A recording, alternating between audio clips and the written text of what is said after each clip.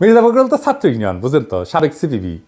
দেখেন উনি কি বলতেছেন সংবিধানের আমূল পরিবর্তনের জন্য গণপরিষদ করতে হবে। এটার মানে কনস্টিটিউয়েন্ট অ্যাসেম্বলি, যা শুধু নতুন সংবিধান লিখবে, সে অন্য আইন প্রণয়ন করবে না। কিন্তু যে সংবিধান লিখবে আইনত, নীতিগতভাবে, এথিক্যালি, নৈতিকভাবে, সে আর ওই আইনের বদলে নতুন আইন লিখতে পারে না, নতুন লোকেরা এসে লিখবে। আবার উনি বলতেছেন সংবিধানের আমূল পরিবর্তন বা নতুন সংবিধানের জন্য জনগণের নির্বাচিত সংসদই শ্রেয়, মানে সংসদ নতুন সংবিধান লিখবে।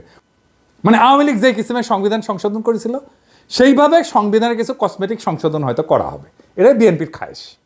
আবার উনি বলতেছেন সংবিধান আগেই আওয়ামী লীগ খেয়ে ফেলছে। যেই সংবিধান আওয়ামী লীগ খেয়ে ফেলছে সে সংবিধান তো অকার্যকর। শুধু তাই না, সংবিধান ধ্বংস হয়ে গেছে, এটাও বলছেন উনি। আবার দেখেন উনি বলছেন এই সংবিধান দেওয়ার সমস্যার সমাধান হবে না। আবার দেখেন কি বলছেন, সরকার বলছে সংবিধান অনুযায়ী নির্বাচন হবে। কোন সংবিধান?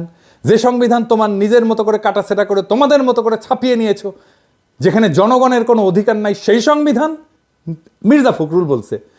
2021 সালে বলছেন দেশে কোনো সংবিধান নাই। আপনার কথা, নিজের কথা তো আজীব বাদ। এখন তাহলে সংবিধান পেলেন কোথায়? আপনি কইছেন সংবিধান জনগণের না, সংবিধান আওয়ামী লীগের। আপনারই কথা শুনেন, এটা আওয়ামী লীগের তৈরি করা সংবিধান, তার নিজের স্বার্থে, দলের জন্য। সেই আওয়ামী সংবিধানের জন্য কেন আপনারা এত মায়া? আপনি কইছিলেন নতুন সম্ভাবনা তৈরি হয়েছে, নিজেই দেখেন। ছাত্র জনতার অভ্যুত্থানের মধ্য দিয়ে আবার নতুন একটি সম্ভাবনা সৃষ্টি হয়েছে। তো সম্ভাবনা কি একটা ভোট করা? হ্যাঁ, ভোট করে আপনাদের ক্ষমতায় যাইতে দেওয়া, তারপরে ভরসা করে থাকবো আপনারা ভালো হইয়া দেশ চালাইবেন। হ্যাঁ, ক্ষমতা আগে ছিলেন না আপনারা? হ্যাঁ, ক্ষমতা যাইতে না যাইতে তো দখল টখল করে শেষ।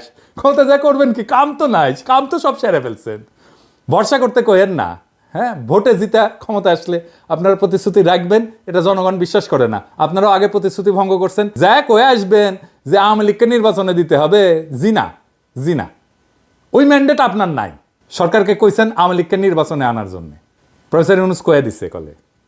এটা আমরা কোনোভাবে হইতে দেব না। আমরা সর্বশক্তি দিয়ে এটা প্রতিরোধ করব।